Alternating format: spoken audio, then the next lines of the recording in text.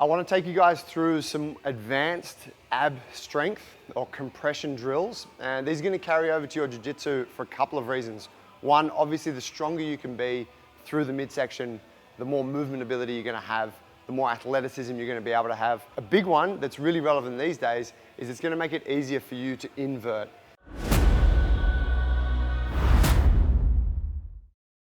So there's two parts to being good at inverting. One, we need the flexibility through the back of the body. So we're talking hamstrings, lower back, glutes, that kind of thing. The second part of good inversions and tight inversions is having good compression strength through the abs, and that's what we're looking at now. Compression strength, what are we talking about? We're talking about being able to pull our thigh essentially in towards our trunk. So the tighter I can make this gap, the more compression of this front chain I have.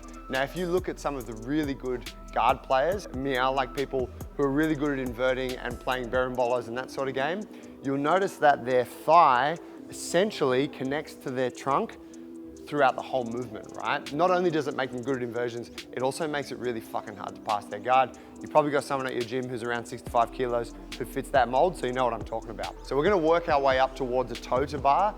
Now, if you're interested in bodyweight strength and that kind of thing, toes to bar is obviously one of those kind of high skill movements that everyone wants to be able to do.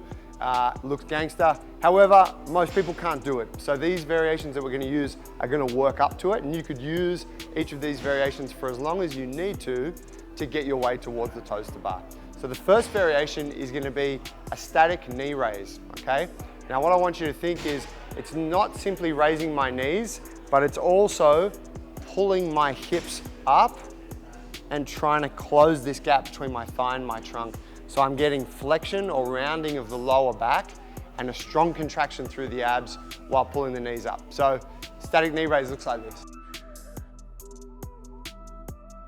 Notice my knees are together, my feet are pointed, and I'm drawing the abs in, pulling the thigh towards the chest. You should feel a nice strong contraction through the abs when you hop out of that, all right? And yes, it's fucking hard to breathe when you're in that position. 15, 20 seconds, and you could work 4 sets of that. Now, if that's feeling fine, we can start to bring a bit of dynamic movement into it. So we're gonna go for a knee raise now for reps. I'm gonna make sure I start in a nice still position. Notice knees and feet are already together, feet are pointed. I'm pulling the knees up into position, hold for a second, and then I return to a still position. It's really important I come back to a still position so that I'm not using any swing or momentum through the movement, okay? So once you've worked through your knee raise variations, it's time to start straightening out the legs, and this is where it gets really hard, okay? Your hamstring and calf flexibility has quite a large influence on how well you can do this movement. So make sure you're addressing that at the same time as building this strength. First variation we're gonna look at is an eccentric. So I'm gonna pull up with the knees like I did a moment ago, and then I'm gonna straighten my legs towards the bar, and I'm gonna lower with straight legs. So it'll be a knee raise, leg extension, and then a lower. Check it out.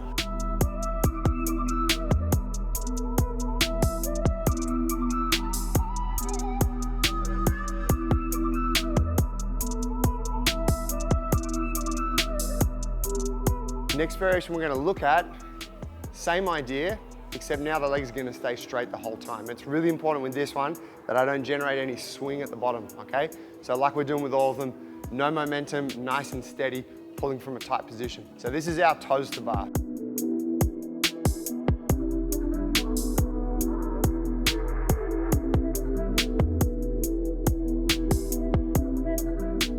Last variation I want to show you guys, and this is the most brutal of them all, and I guarantee that 10 seconds in this position will feel like a fucking lifetime, but know that you're working on good things and it's making you super strong.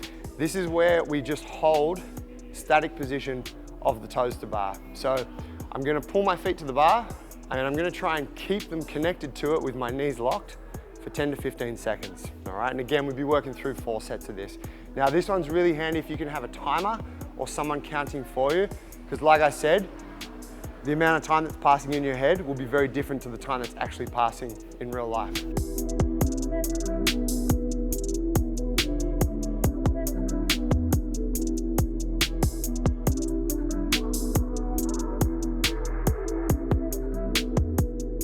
So there you guys have 5 different toes to bar variations. These are all going to build really good compression strength. If you couple these with flexibility training of the hamstrings, of the calves, of the lower back, it's going to make you really good at inverting, but it's also going to increase your athleticism on the mats and help you be more bulletproof so you don't get injured as easily. Thanks.